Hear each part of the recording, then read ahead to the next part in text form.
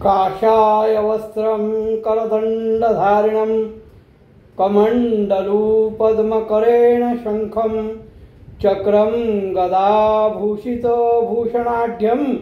श्रीपादराजं शरणं प्रपद्ये। नमो जन्मभूमी जिथे जन्म झाला, नमो आर्यभूमी जिथे वाढियेला, नमो कर्मभूमी जिथे गुप्त झाला।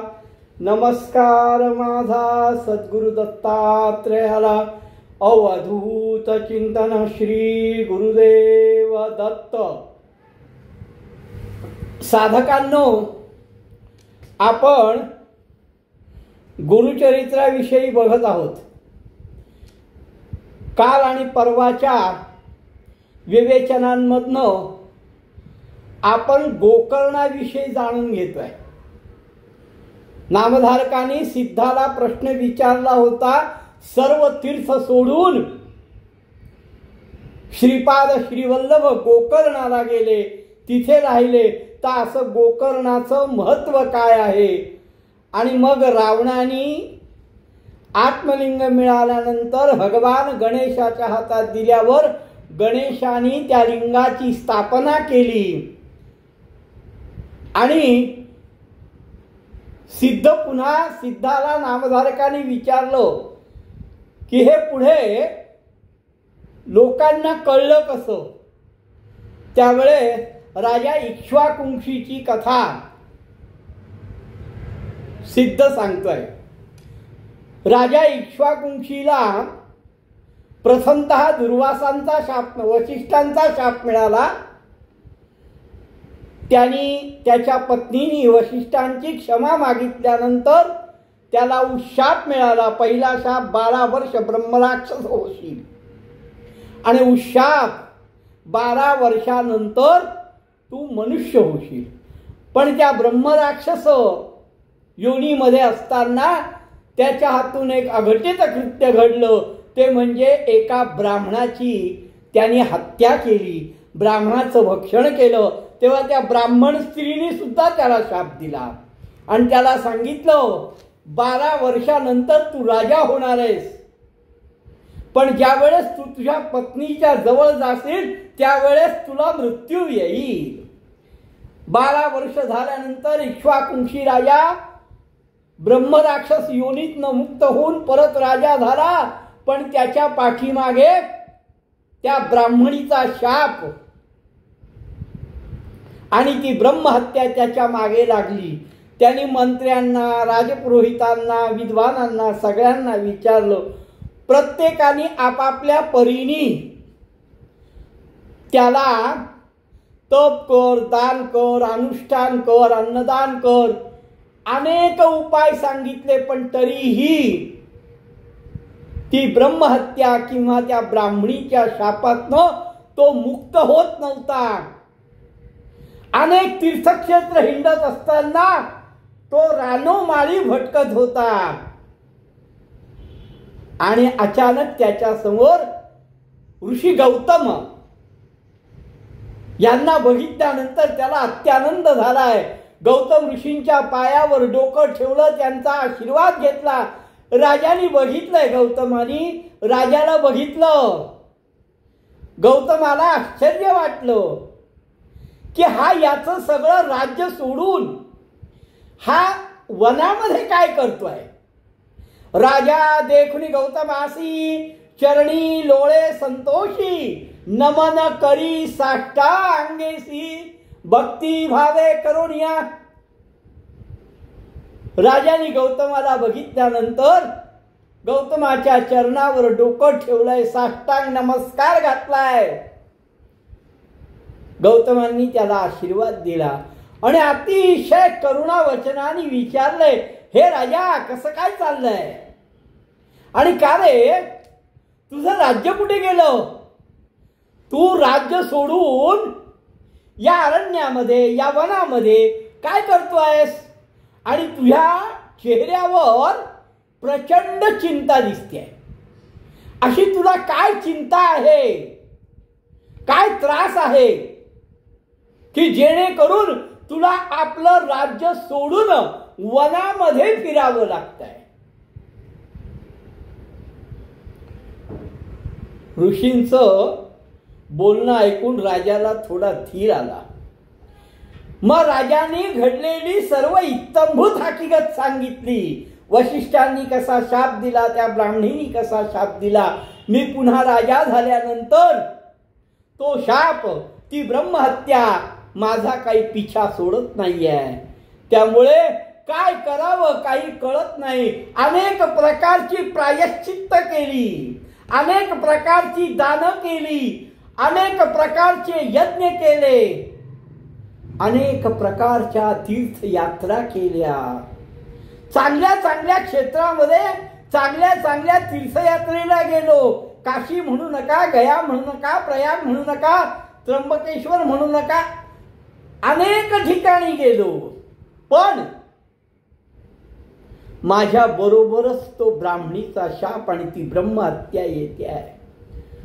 त्यामुळे मला प्रचंड चिंता निर्माण झाली आहे. हे प्रभू, गौतमांना तो सांगतोय की आता यावर तुम्ही मला काहीतरी उपाय सांगा की जेणे तुमच्या उपाय करून या ब्रह्महत्येच्या दोषातनं, त्या ब्राह्मणीच्या शापातनं मी मुक्त होईल. अहो, ते अघोर रूप आहे ब्रह्महत्येचं. अहो, अनेक व्रत आचरली हो गुरुवर्य, पण काहीही उपयोग झाला नाही. आज तुमचं दर्शन झालं. मी तर असं म्हणेन की अनेक तीर्थयात्रा केली, अनेक दानं केली, अनेक अनुष्ठानं केली आणि त्या अनुष्ठानाचं फळ म्हणून मला तुमचं दर्शन झालं. आणि आता याच्यावर तुम्ही मला उपाय सांगाल आणि या ब्रह्महत्येच्या दोषातनं मुक्त कराल. तुम्हीच माझं पाप निवारण कराल. गौतमांनी ऐकलं, राजाने केलेली स्तुती ऐकली. गौतम म्हणतात, हे राजन, मी सगळं इत्थंभूत ऐकलं. अरे, तुझ्या या पाप निवारणाकरता मी तुला अतिशय चांगलं तीर्थक्षेत्र सांगतो. ज्या तीर्थक्षेत्रावर गेलं असता महापातकांचा सुद्धा संहार होतो, असं तीर्थ मी तुला सांगतो. आणि ते तीर्थ म्हणजे गोकर्ण. अरे, नुसत्या गोकर्णाचं स्मरण केल्याने सुद्धा ब्रह्महत्येची पातकं नाहीशी होतात. कारण त्या ठिकाणी भगवान साक्षात शिव, त्यांचं ते आत्मलिंग आहे. हा मृत्युंजय आहे, हा सदाशिव आहे. आणि या सदाशिवाचं आत्मलिंग त्या गोकर्णामध्ये आहे. जसं कैलासाचं शिखर आहे ना राजा, त्याचप्रमाणे हा कर्पूर गौर गोकर्ण क्षेत्री आहे. हा मृत्युंजय आहे. याच्या नुसत्या स्मरणाने ब्रह्महत्येसारखी पाप जातात. रात्रीचा अंधकार नाहीसा होतो, प्रकाश येतो, चंद्राचा उदय होतो.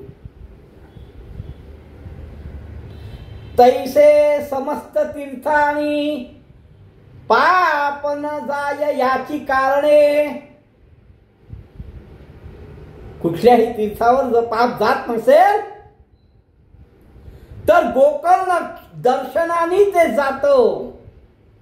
अरे, सहस्र ब्रह्महत्या जरी केल्या असतील, सहस्र ब्रह्महत्या जरी घडल्या असतील या तुझ्या शरीराला, तुझ्या देहानी जरी हजारो ब्रह्महत्या केल्या असतील तरी तू गोकर्णात प्रवेश केल्याने तू शुद्धात्मा होशील.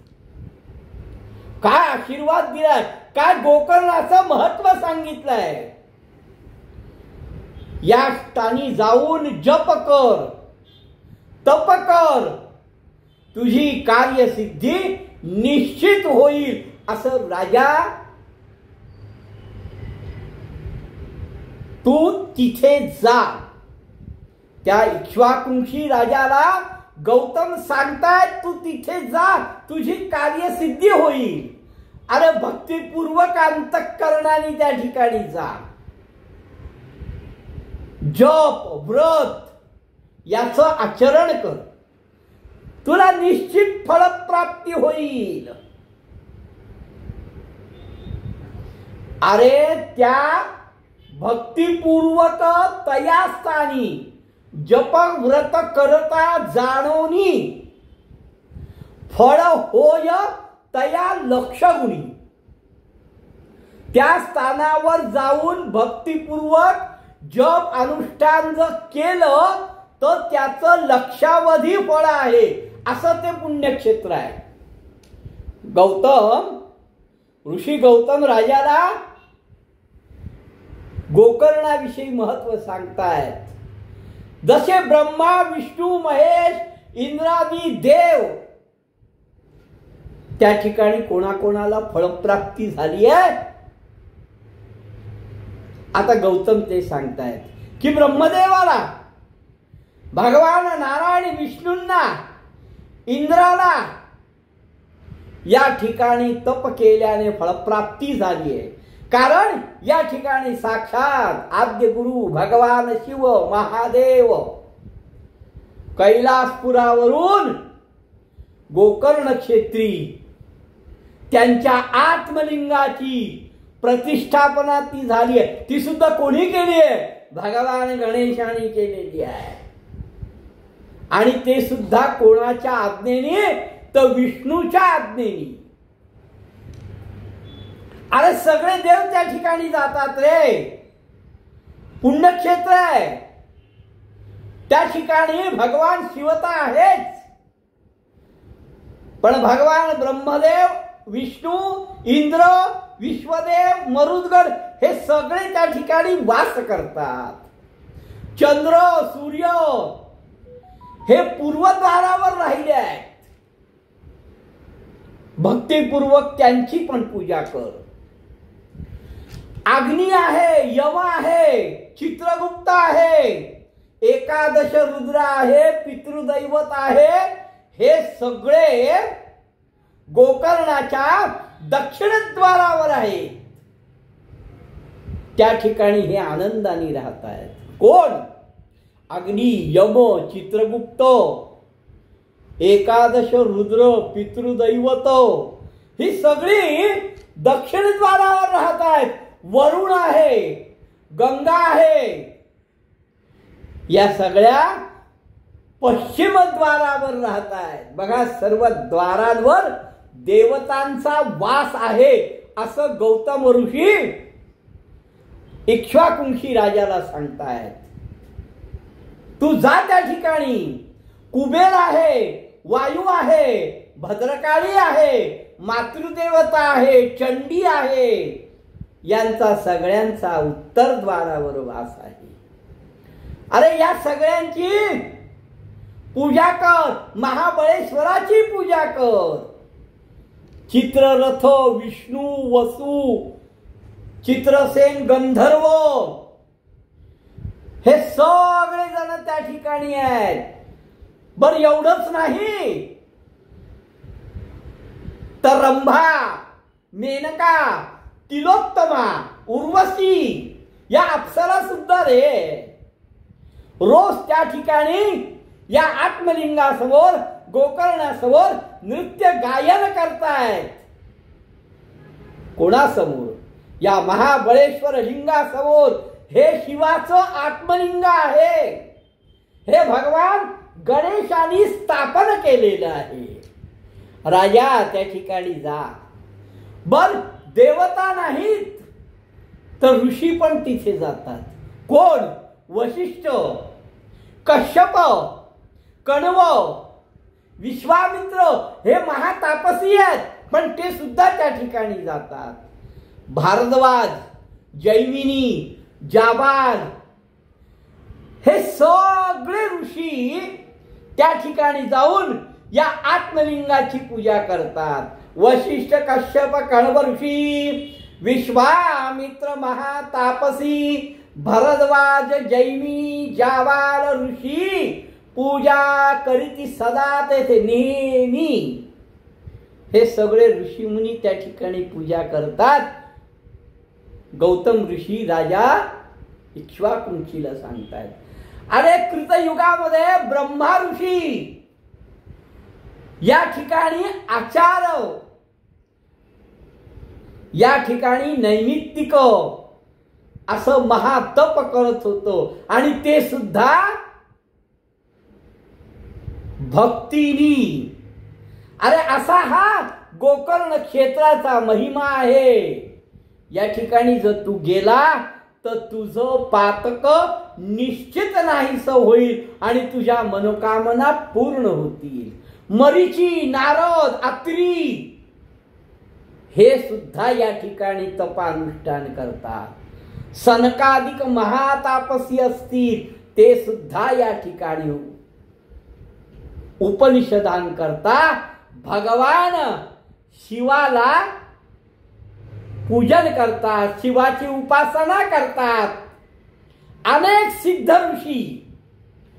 आता शेवटी गौतम जाता जाता सगळ्यांची तर नावं घेतलेली आहेत, पण गौतम शेवटी सांगतात की अरे अनेक सिद्ध, किती जणांची नावं घेऊ, कोणाकोणाचं म्हणून सांगू, किती मुनी, किती ऋषी, किती तपस्वी, किती दंडधारी संन्यासी, किती ब्रह्मचारी, किती वानप्रस्थी. अरे हे सगळे भगवान शिवाची आराधना करतात, अनुष्ठान करतात, पूजा करतात.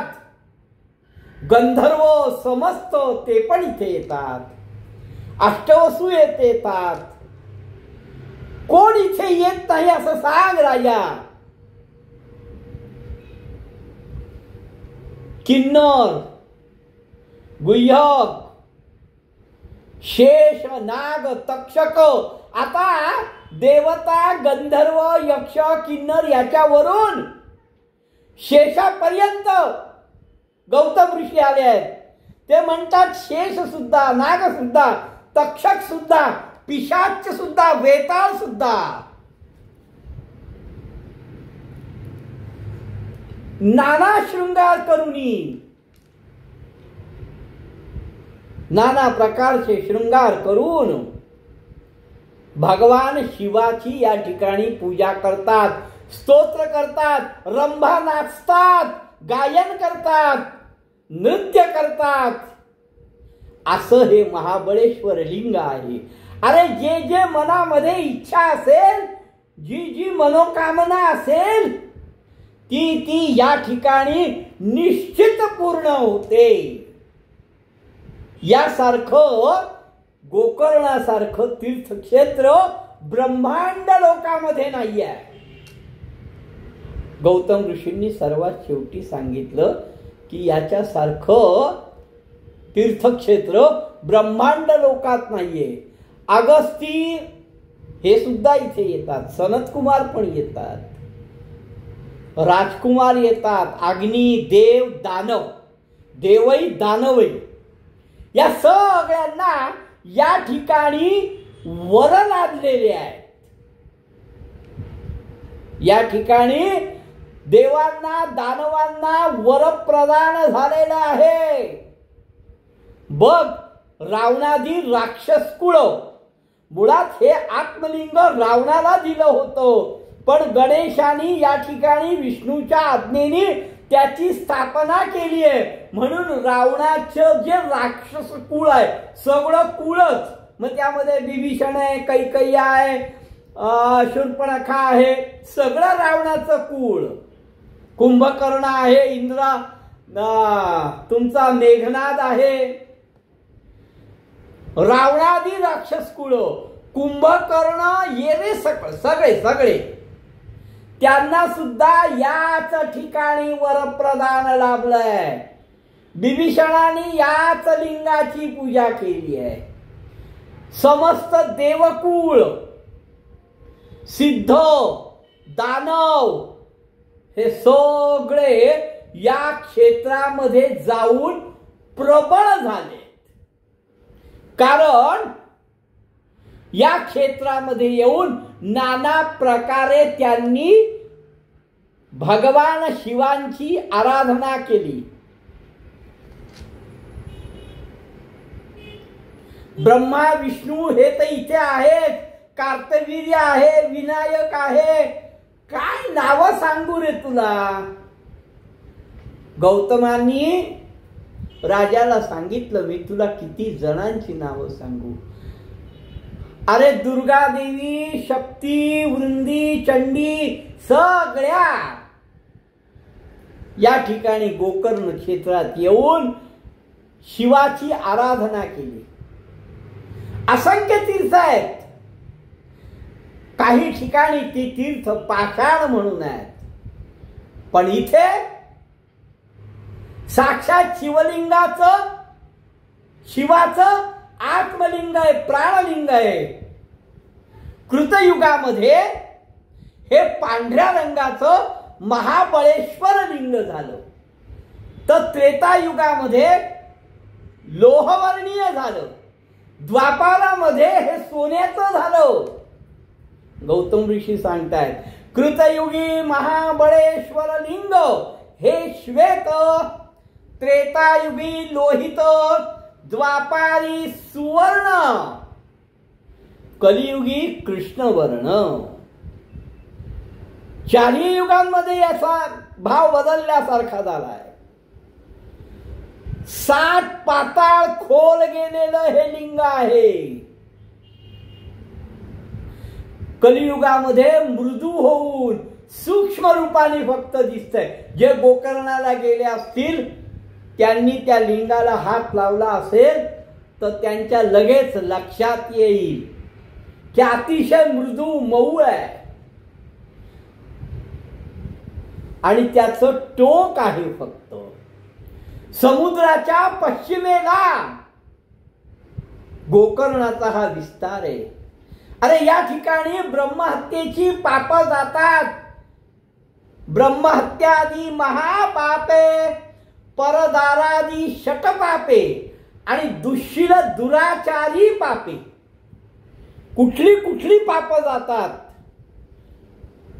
हे गौतमांनी सांगितलं की ब्रह्महत्येसारखी परदाराची जी शतपापे आहेत ती, दुराचारी दुःशील असं जी पापे आहेत ती सगळी पापे या ठिकाणी गोकर्णाच्या दर्शनाने जातात. दर्शन मात्र पुनीत होती. नुसत्या दर्शनाने पुण्यमय होतात. सगळ्यांच्या कामना इथे पूर्ण होतात आणि त्याला अंती गती मिळते. तये स्थानी पुण्य दिवशी, पुण्य दिवसावर, चांगल्या दिवसावर त्या ठिकाणी भक्तिभावाने जर शिवाची पूजा केली तो रुद्रवंशी होतो. हे गौतम ऋषी राजा इक्ष्वाकुंकीला सांगतायत. एखाद्या वेळेस गोकर्णाला भक्तिभावाने मनुष्य गेला, त्यांनी सदाशिवाची पूजा केली तर त्याला शिवपद प्राप्त होतो हे नक्की लक्षात ठेव.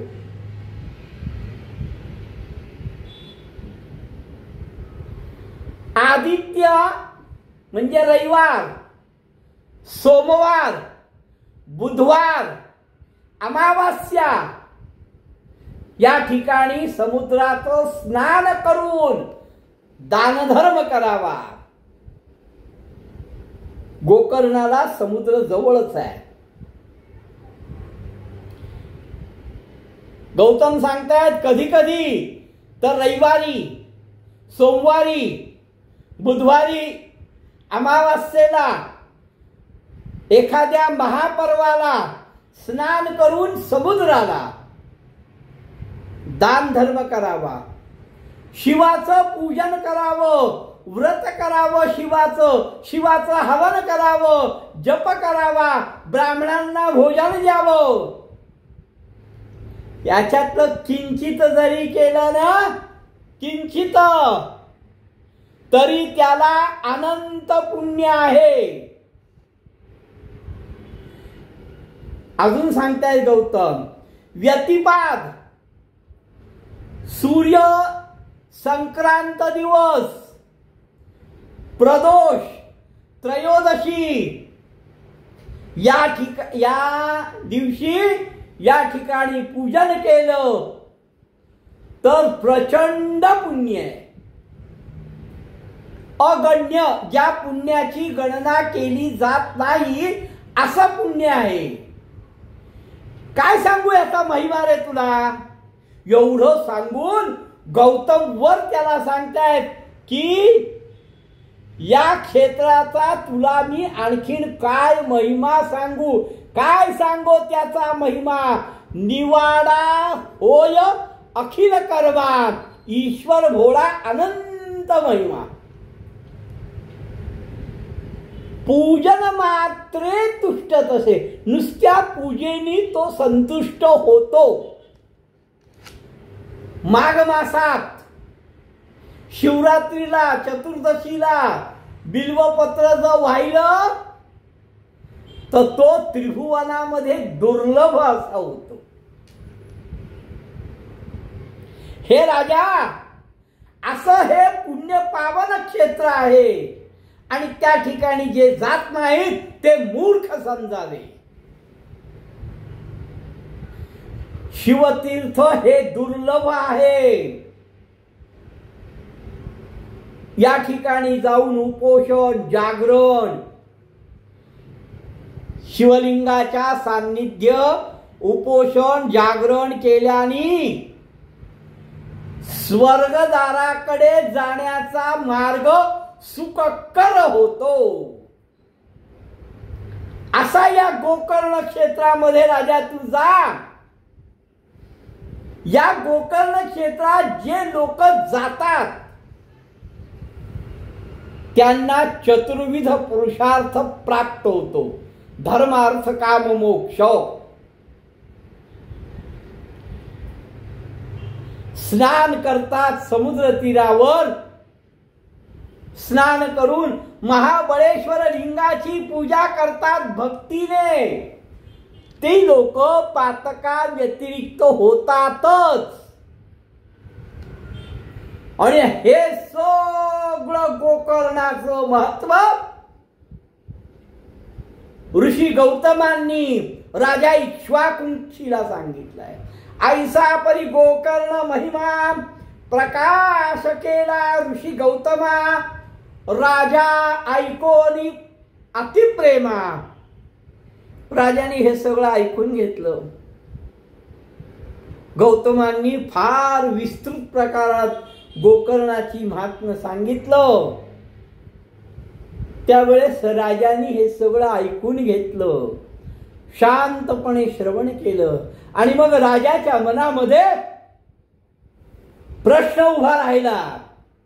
राजा म्हणतोय गौतमांना, हे ऋषीश्वरा, एवढं जर मोठं गोकर्णाचं स्थान महात्म्य आहे, या ठिकाणी पूर्वी कोण गेलो होतं हे मला आता सांगा. एवढे सगळे गेले हे तुम्ही सांगितलं. काय काय केल्याने काय काय होतं ते सांगितलं. कोणी कोणी तिथे अनुष्ठान केलं हे सांगितलं. पण पूर्वी कोण गेलं होतं हे जरा सांगाल का. राजा म्हणे गौतमासी, गोकर्ण स्थान निरोपिलेसी, पूर्वी पातला कोण यासी साक्ष झाली असेल. अरे काहीतरी तर पुरावा असेल ना पूर्वी कोणी गेल्याचा. ते आम्हाला विस्तारून सांगा. ती ऐकण्याची माझी अभिलाषा निर्माण झाली आहे. अतिशय करुणा वचन करून राजाने विचारलंय. आणि म्हणून गौतमांच्या चरणावर मस्तक ठेवलंय. गौतमांना हसू आलं. गौतम हसले. म्हणे, गौतम तये वेळी गोकर्ण क्षेत्र महाबळी, जाणो आम्ही बहुकाळी. मी फार काळापासून मला हे माहिती आहे रे. तू साक्ष विचारतोस, पुरावा विचारतोस, पण हे राजन फार दिवसापासून हे मला माहिती होतं. कारण मी अनेक साक्षी बघितल्या आहेत. माझ्याकडे याविषयी अनेक पुरावे आहेत. एकदा काय झालं, गेलो होतो आम्ही यात्रे. एकदा मी स्वतः यात्रा करण्याकरता गेलो होतो आणि त्या ठिकाणचा जो दृष्टांत मी बघितला. गेलो होतो आम्ही यात्रे, देखीता दृष्टांत विचित्र. विचित्र असा दृष्टांत बघितला. आले होते तेथे जन मात्र. बरेच लोक त्या ठिकाणी यात्रेकरता आले होते. माध्यान्ह काळ, अपराह्न काळ होता आणि मी एका झाडाच्या, वृक्षाच्या छायेत बसलो होतो. आणि त्यावेळेस मी जो दृष्टांत बघितला, गौतमांनी त्यावेळेस काय बघितलं हे आपण उद्या बघू. अवधूत चिंतन श्री गुरुदेव दत्त.